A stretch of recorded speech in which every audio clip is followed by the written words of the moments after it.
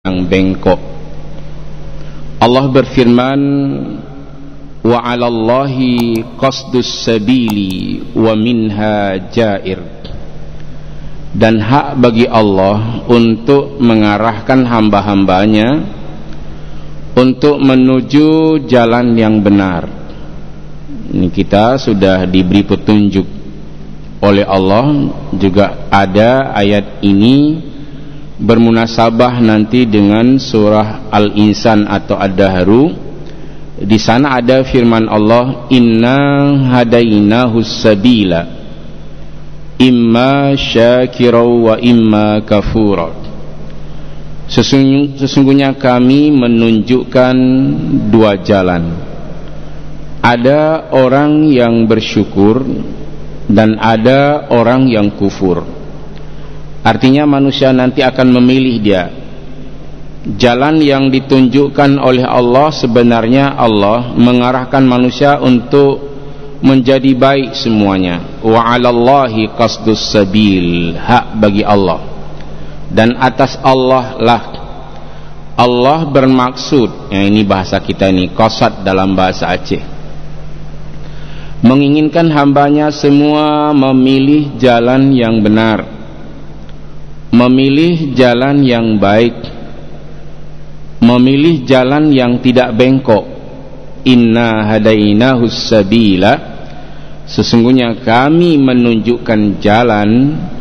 Ada orang yang bersyukur, ada orang yang memilih jalan syukur, dan ada orang yang memilih jalan kufur.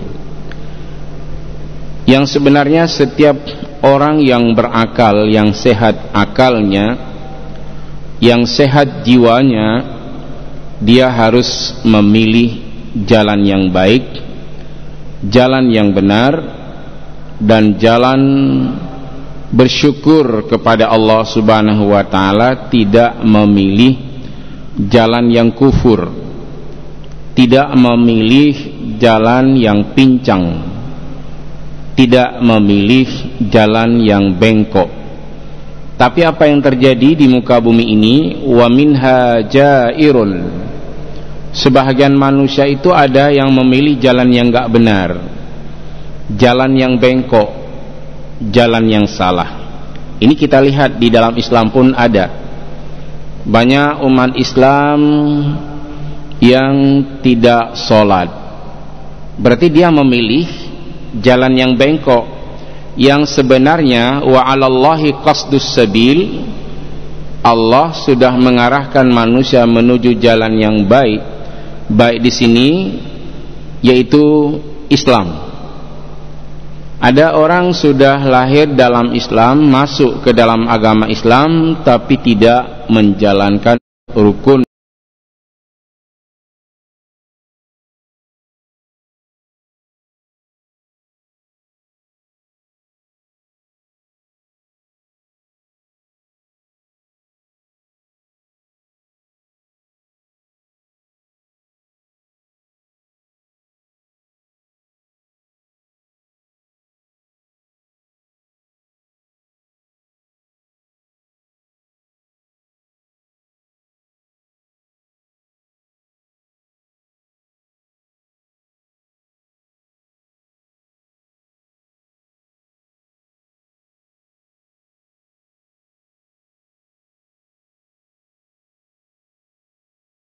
kesanggupanmu.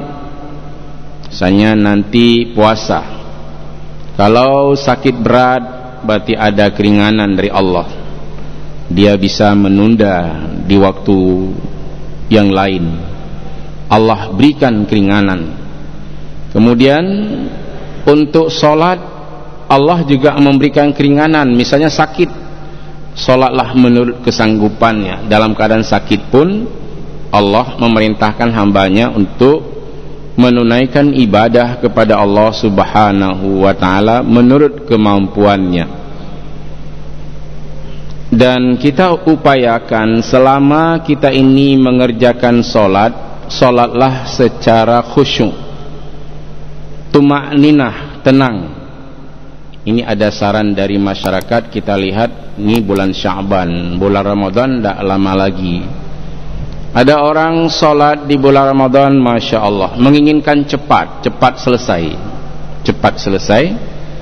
Tak ada lagi sifat khusyuk dan tumakninahnya, tidak tenang lagi, sehingga perlu ingin cepat selesai.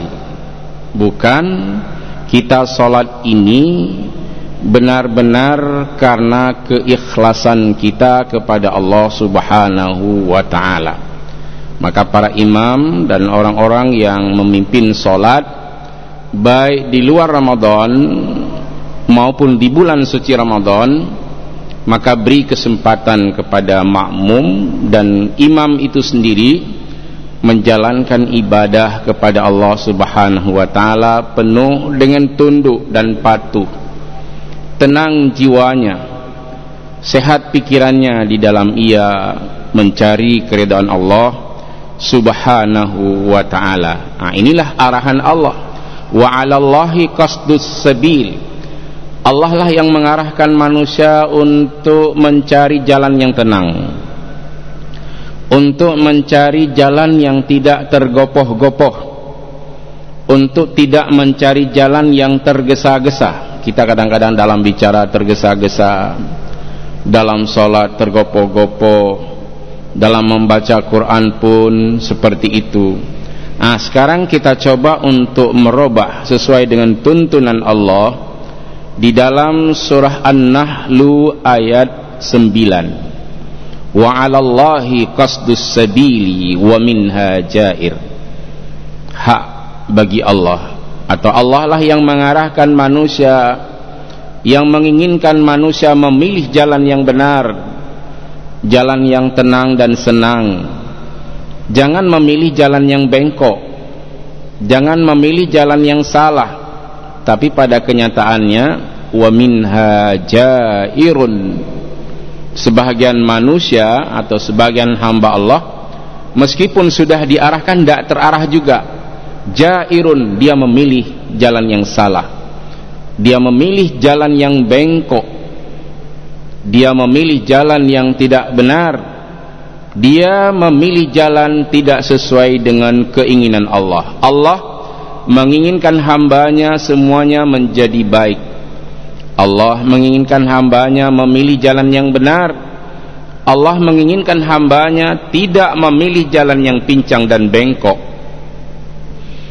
Tapi itu terjadi. Wa minha jair, sebahagian manusia memilih jalan yang bengkok. Lalu ada orang bertanya, orang yang memilih jalan yang bengkok mengapa enggak langsung diazab oleh Allah?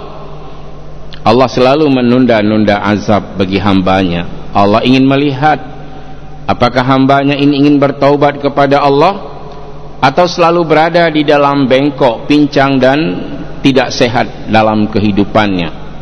Pincang di sini maksudnya orang yang memilih jalan yang tidak benar dalam hidup dan kehidupannya. Dia lebih senang memilih jalan maksiat daripada ibadat.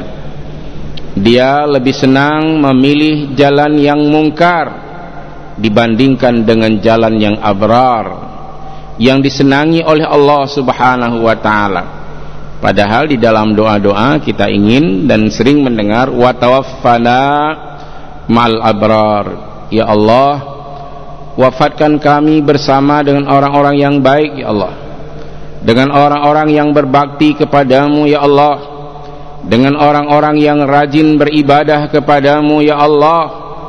Nah, bukan jalan yang salah, bukan jalan yang bengkok, bukan jalan maksiat dan mungkarat, tetapi kita selalu memohon kepada Allah agar Allah mengarahkan kita menuju qasdus sabil, jalan yang benar, jalan yang diinginkan oleh Allah yang Maha Kuasa. Walau syaa lahadakum ajma'in. Nah ini, kalau sekiranya Allah mau, semua bisa diarahkan menuju yang baik. Misalnya manusia, dia sangat ingin untuk membantah dan melawan Allah, tapi Allah memberikan hidayah kepadanya, enggak jadi. Ada orang bermaksud jahat ingin membunuh orang lain, Allah ilhami kebaikan padanya, enggak jadi. Dia ingin mencuri atau berzina, Allah arahkan dia jadi baik, enggak jadi melakukan hal-hal yang tidak baik.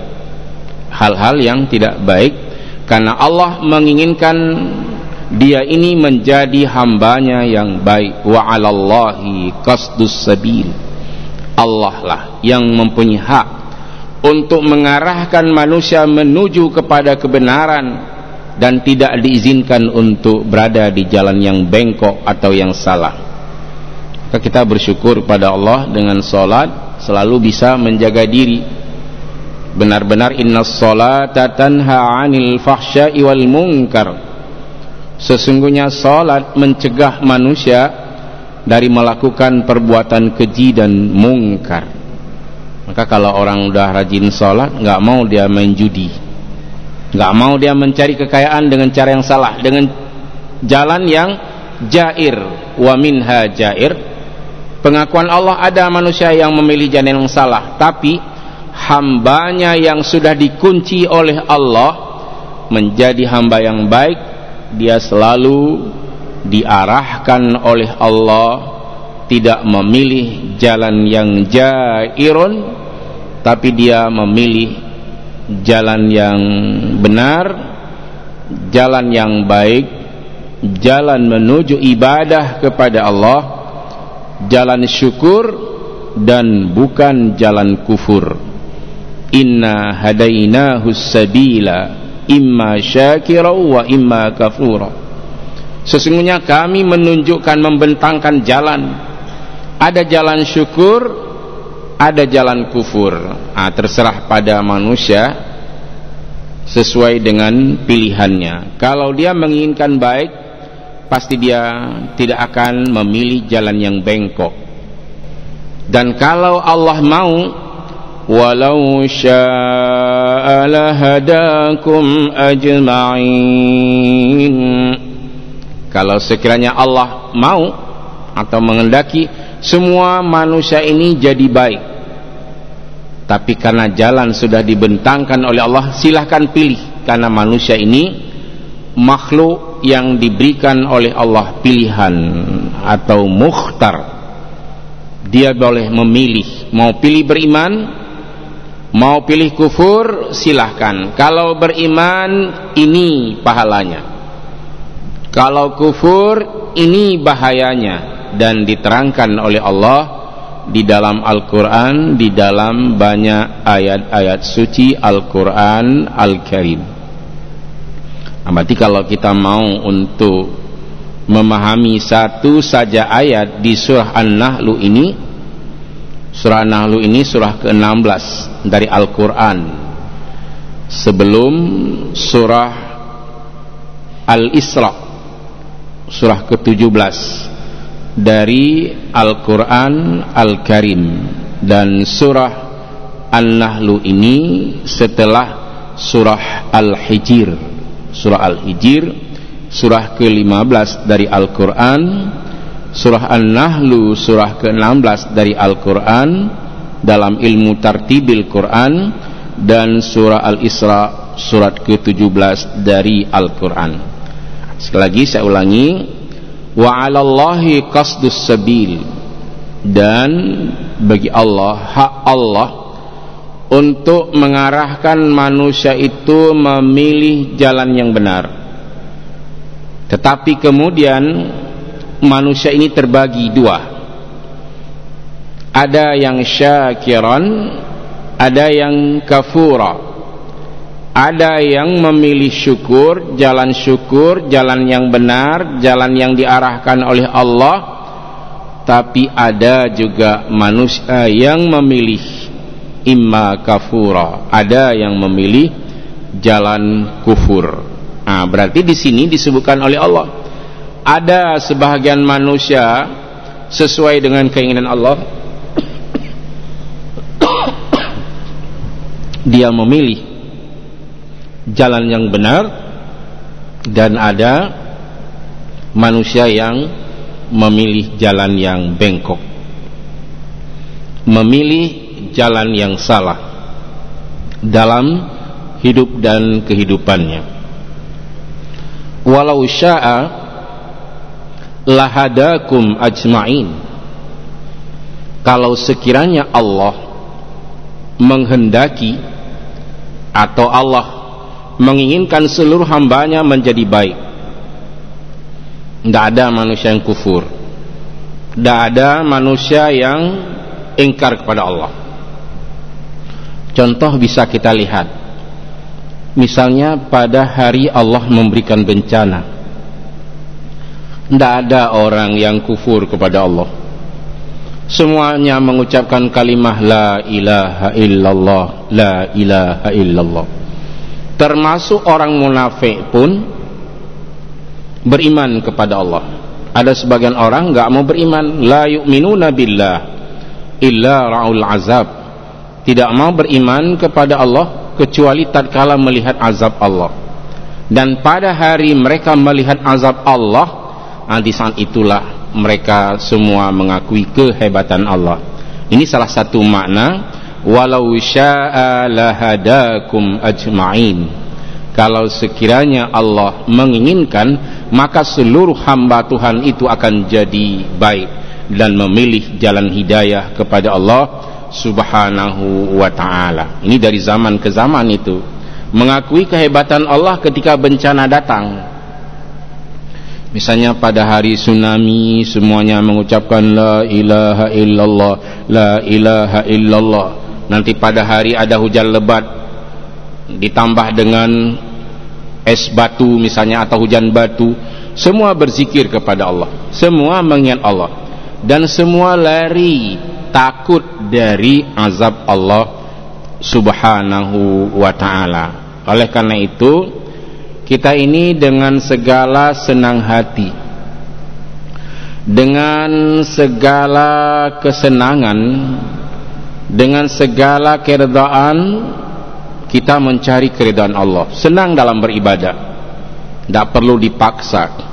Allah sudah menunjukkan jalan ketenangan melalui ibadah, jalan kesusahan melalui dosa-dosa yang dilakukan oleh hamba-hamba Tuhan di muka bumi ini. Tidak ada ketenangan bagi pelaku dosa, tidak ada kebahagiaan bagi orang yang mencintai kemaksiatan kecuali dia meninggalkannya. Apa yang menyebabkan seseorang itu bertambah gundah dari hari ke hari? Karena dia bergelimang dalam maksiat, bergelimang dalam mungkarat, bergelimang dalam perbuatan yang durjana. Jika dia tidak berhenti, maka terus menerus dia akan mengalami berbagai macam kegundahan, kegelisahan di dalam hidup dan kehidupannya. Ada orang ketika dia meninggal, sebagian orang merasa senang dengan kematiannya karena perbuatannya itu jahat, maksiat. Tapi ada orang yang dirindukan, dan ketika dia diwafatkan oleh Allah subhanahu wa ta'ala, orang merasa kehilangan.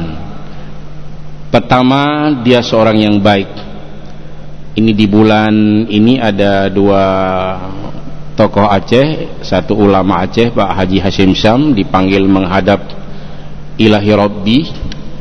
Beliau ini seangkatan dengan Pak Haji Dr. Profesor Dr. Safwan Idris, Bapak Haji Syukri Daud, penceramah kita yang sudah mohon izin. Itu seorang penceramah asal Aceh dari Matang, lama sudah berkiprah di Jakarta, dan pada hari Rabu yang lalu sudah dipanggil menghadap Ilahi Rabbi. Kemarin yang tadi kita baca di koran Serambi Indonesia, Bapak Dr. Haji Adnan Ganto, orang Buluh Blang Arak, itu seorang yang sangat baik,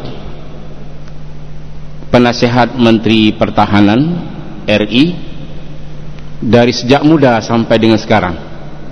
Jadi ini orang yang bisa negosiasi ke luar negeri, pernah belajar di Harvard University, dan beliau ini sebagai bankir dunia istilahnya, ahli perbankan di tingkat dunia, dan sudah diwafatkan oleh Allah Subhanahu wa ta'ala. Seorang muzaki yang tiap tahun membayar zakat. Berapa zakat yang ia keluarkan? Dulu pada waktu kami menjadi pengurus Badan Amil Zakat di Jakarta, itu setiap tahun mengeluarkan zakat 300 juta. Kemudian di tahun-tahun kemarin sampai dengan 500 juta zakatnya. Dan beliau telah dipanggil menghadap Ilahi Rabbi, berakhlak sangat mulia. Orang kaya, orang cerdas, dan berakhlak sangat mulia. Ini saya lama dengan beliau ketika mengikuti pendidikan S3 di Jakarta, sering ceramah di pengurus pusat Taman Iskandar Muda. Ada 2 yang hilang sekarang ini dalam bulan ini, Bapak Haji Hashim Syam dan Bapak Haji Adnan Ganto. Kita berdoa semoga kedua almarhum ini diterima berbagai macam kebaikannya. Beliau yang telah memilih jalan yang baik, yang benci kepada jalan yang tidak benar, dan telah diwafatkan oleh Allah Subhanahu wa ta'ala. Semoga Allah mengampuni dosa-dosanya, dan Allah akan membalas segala kebaikan yang dilakukannya ketika beliau diberikan kesempatan hidup oleh Allah di alam ini. Orang-orang yang berbuat baik di dunia dikenang dia. Mengapa? Karena dia tidak memilih jalan yang jairun, tidak memilih jalan yang bengkok. Kaya tapi taat kepada Allah, punya jabatan tapi taat kepada Allah, punya jabatan, rajin sholat berjamaah dan tidak mengabaikan membayar zakat. Ada juga sebahagian orang kaya, dia melaksanakan sholat, tapi untuk zakat tidak disiplin di dalam membayarnya. Nah, ini kita doakan semoga kalau kita diberikan kemudahan belajar, masing-masing kita ada rezeki yang diberikan oleh Allah. Jadi wa aqimus shalah wa atuz zakah warka'u ma'ar raki'in. Dirikan salat, tunaikan zakat. Ini maknanya, wahai orang-orang yang diberikan jiwa yang sehat, salatlah. Termasuk orang sakit, salat juga.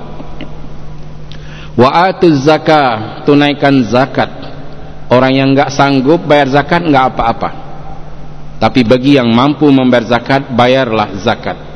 Karena zakat itu akan berkembang. Zakat itu an-numuwu. Zakat itu akan memperbanyak harta orang yang sudah punya harta. Zakat itu membersihkan jiwa dan harta. Qad aflaha man zakkaha wa qad khaba man dassaha. Sungguh beruntunglah orang-orang yang mensucikan fisik dan jiwanya, dan sungguh merugilah orang-orang yang mengotorinya.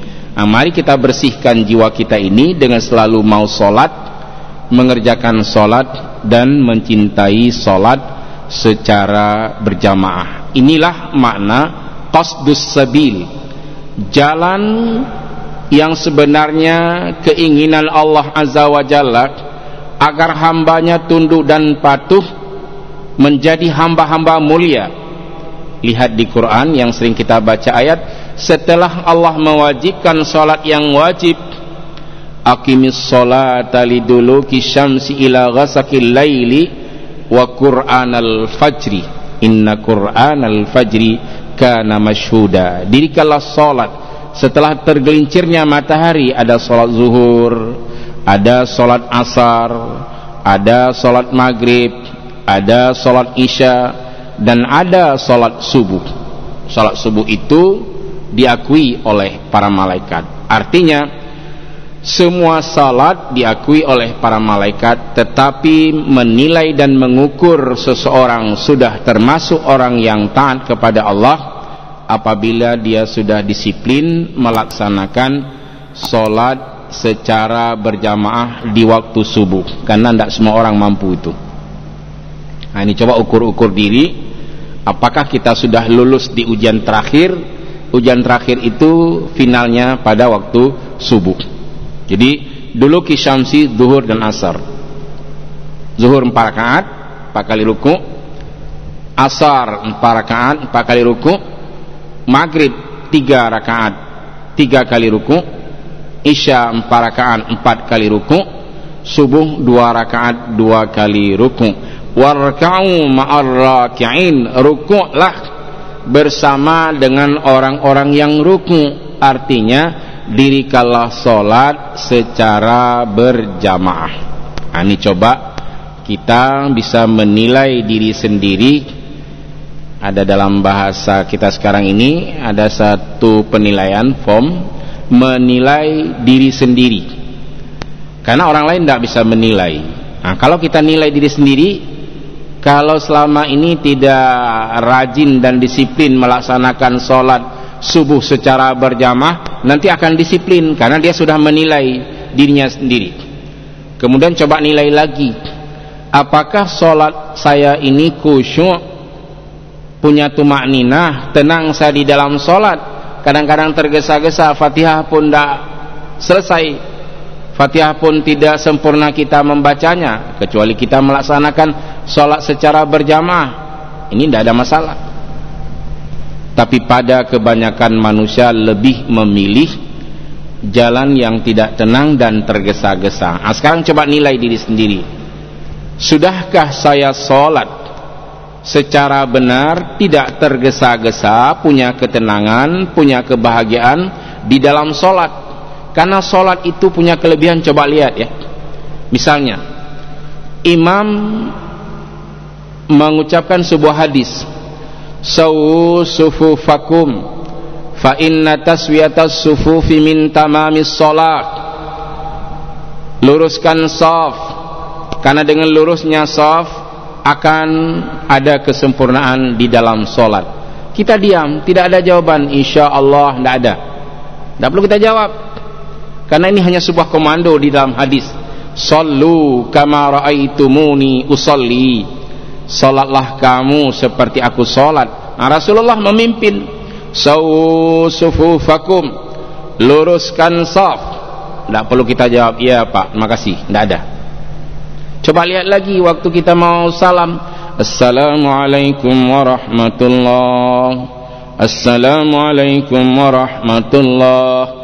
Tidak ada makmum kan yang jawab waalaikumsalam warahmatullahi, 2 kali salam, waalaikumsalam. Tidak ada. Karena mengapa? Tidak ada petunjuk, diam saja. Karena Nabi sudah melaksanakan sholat, diajarkan oleh malaikat Jibril atas perintah Allah, sehingga Nabi bersabda, sallu kama ra'aitumuni usalli, salatlah kamu seperti aku melaksanakan salat. Nah, ini jalan yang benar nih, qasdus sabil, lurus kalau kita mau mengikutinya, nggak perlu pakai roll, lurus jalannya sesuai dengan tuntunan Allah atau tuntunan ilahi. Jangan sekali-kali memilih jalan bengkok. Salah satu cara jalan bengkok, catok-catok di dalam sholat. Nah, itu kita benar yang kita lakukan, tapi salah dalam pelaksanaan. Nah, mari kita belajar menilai diri sendiri. Akhlak kita nilai, ibadah kita nilai, infak kita nilai, zakat kita nilai. Karena tidak ada orang lain yang tahu. Masalah zakat tidak tahu orang lain, kita udah bayar atau belum, kecuali misalnya pegawai negeri sudah dipotong langsung, pegawai swasta sudah dipotong langsung. Tapi ada penghasilan lain, kalau kita tidak memberi, mengeluarkan zakat, orang tidak tahu. Maka pilihlah wa'alallahi qasdus sabil, pilih jalan yang diarahkan oleh Allah yang benar. Nggak rugi kita ini kalau kita mau untuk melaksanakan perintah Allah. Wa minha jair, tapi sebagian manusia ada yang memilih jalan yang tidak benar, jalan yang bengkok, jalan yang salah, walaupun sudah diarahkan ke jalan yang benar. Walau syaa lahadakum ajma'in, kalau sekiranya Allah menginginkan, maka semua orang akan mendapat hidayah dari Allah Subhanahu wa ta'ala. Maka bersyukur kita kepada Allah. Kita termasuk hamba-hamba Allah yang mendapatkan hidayah, mendapatkan petunjuk. Ada orang sudah tua sekarang belum mau beribadah kepada Allah Subhanahu wa ta'ala, belum mau mengerjakan salat, padahal jiwanya sehat, dia lupa kepada Allah Azza wa Jalla. Bersyukurlah kita kepada Allah Azza wa Jalla. Yang terakhir satu lagi ayatnya, huwallazi anzala minas samaa'i ma'an lakum minhu syarabun wa minhu syajarun fihi tusimun. Dialah Allah yang menurunkan hujan dari langit. Lakum minhu syarab, sebahagian air yang turun dari langit itu kamu minum. Wa minhu syajarun fihi tusimun, dan sebahagian kamu lihat pohon-pohon itu menjadi subur, menjadi makmur, menjadi gemuk. Binatang-binatang peliharaan dengan ada air sehat dia. Tumbuh-tumbuhan subur, makmur, indah dipandang mata. Semuanya kehendak dari Allah Azza wa Jalla. Semoga ada manfaatnya. Amin ya mujibas sailin. Hadanallahu wa iyyakum ajma'in. Wassalamualaikum warahmatullahi wabarakatuh.